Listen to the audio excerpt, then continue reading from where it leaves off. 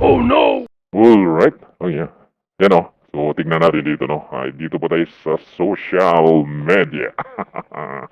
Tignan natin. Ito ay post pa ito ng ABS-CBN, no? So, 1 hour ago. At ito ay patungkol ito sila na-expose nga dito sa grupo ni President Duterte. Ito, basahin natin ha. President Ferdinand Marcos Jr. says ex-President Rodrigo Duterte is lying. Oh He's no! lying over his claims that there are irregularities in the 2025 national budget. Oh no! Duterte earlier claimed in a press conference that the 2025 General Appropriations Act was signed with several items left blank. Ito po yung in-expose nga po, no? Na talaga naman sa BICAM pa lang ay pinirmahan na, tad na ng perma, may mga blanco pa. At nakasulat doon na change, delete, ano po yung ibang mga nakasulat doon, no? At ang sinasagot nila, sinasabi daw dito ni PRRD ito, ay itong sa, anong tawag dito, sa GAA. Ang inano doon sa BICAM, sa BICAM, ito. Pero ito ang tawa dito sa mga mainstream media. Nung in-expose ni PRRD yun, wala man akong nakikita ng mga mainstream media na naglabas kung ano ba talaga yung binabalita doon, tinatanong nila doon. Wala. Ngayon, nung sumagot na itong dulbuking na ito, aba, ito, nagkanda, aligaga itong mga mainstream media. PBBM, anong reaksyon mo? O, di ba? Aligaga sila, buong mainstream media. Ada, saksak, tarant na. Yun, sabwatan. Kaya dito natin makikita na sabwatan itong gobyerno na ito at saka yung lahat ng mga nakapaligid sa kanila. Sabwatan sila. Oh no! Sige lang, sabwatan lang kayo. So ito po yung post po ito ng ABS-CBN. Tingnan natin So, alam nyo naman kung anong sinasabi nitong dulbuking nito. Ano bang sinasabi itong dulbuking nito? Representative Isidro Ungab of blank entries in the bicameral conference committee report on the 2025 budget of the Department of Agriculture. According to Duterte, the spending plan is invalid and unenforceable. But Marcos Jr. says that as a former chief executive, Duterte should know that the GAA or the General Appropriations Act cannot be passed with blank items. Let's listen to President Marcos Jr. He's lying. He's a president. He knows that you cannot pass a GAA with a blank. He's lying. He's lying because he knows perfectly well that that doesn't ever happen.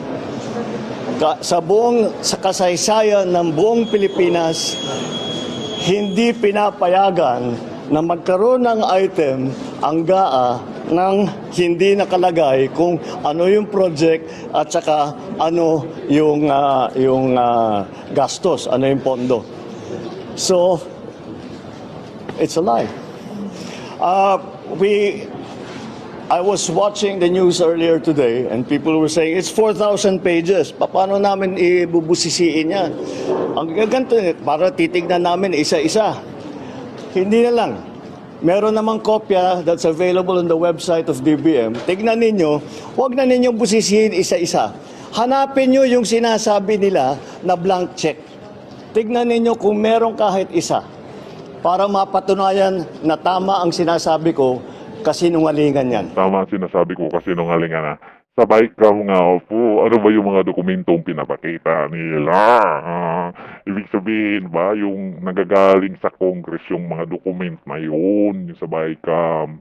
Paano ka naglabas ng GAA pag blanco na yung BICAM? Di nga, di ba ang basis ng GAA ay doon sa BICAM?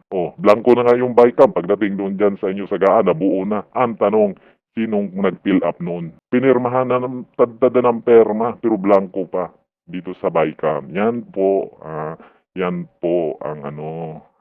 tapos pagkatapos ng GAA nyo, pinirmahan, buo na. Ang tanong, sinong nag-fill out noon? Ayun nga, sabi nga ni Atty. Vic, mayroon pang 4th chamber.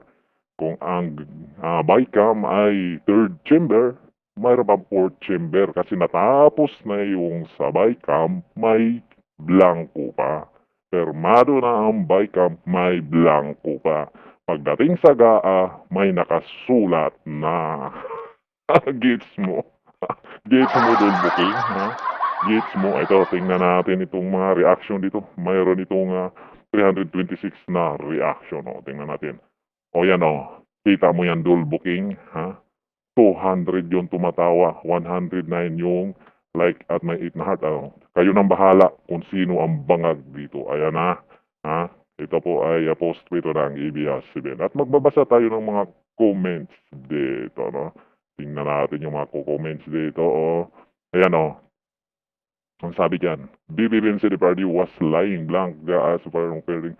Kung isinuuna ba Atty. Vic Rodriguez Nilala pointed out blank items in the BICAM report signed by each member, not the GAA. O yan o. The Vital BICAM report basis along with so yan o. Itong haba no. Kayo na lang magbasa dyan. Ha? Ito pa. Ito sunod.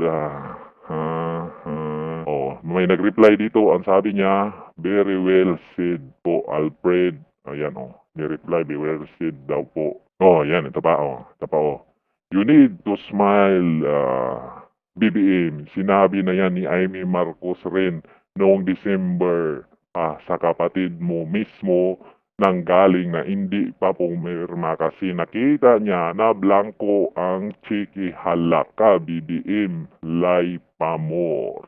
Ayan ha. Yan po yung mga reaksyon ng mga tao. Ha? Ito pa. BICAM Final Committee Report already submitted kaya nagkaroon ng kopya ang mga mambabatas. Doon nakita yung mga blank. Ayan caps lock pa yan. Caps lock pa yan. Anong fake news? Saka bakit OP ang nagpapaliwanag? Hindi mga GAA ang sinabi. Yun nga po, no?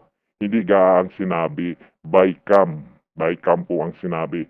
Sino bang magmula sa BICAM na pinirmadong blanco papunta sa GAA? Bakit kayo ang pumuputak ngayon? Yung DBM pa. Ha? Yung DBM may pumuputak din diyan sa DBM. Bakit? Kung panoorin mo yung video ng wala kang maririnig na may nabanggit doon na DBM. Pero pumuputak yung DBM. Bakit? Ba't may pumuputak sa DBM? Ha? Oh no! Kayo hindi naman namin halata. Wala kaming sinabi na halata kayong nagsabuatan kayo. Wala kaming sinabi dyan. Nung sa buong ni PRRD, wala akong narinig na may DBM. O hindi ko lang narinig na may DBM doon. Pero puputak yung DBM. Anyari. Anyari yung DBM. Ha? Dapat magmula doon sa GAA ay sa BICAM. Pagdating doon sa GAA, mayroon ng mga kompleto na may nakasulat na ang tanong, sinong nagsulat? Sabi, di ba? Malinaw yung sinabi ni Atty. Vic na mayroong fourth chamber. Yun. Kaya wag po tayong magpaano nitong dual booking na ito kasi lahat talaga gagawin para maka-dual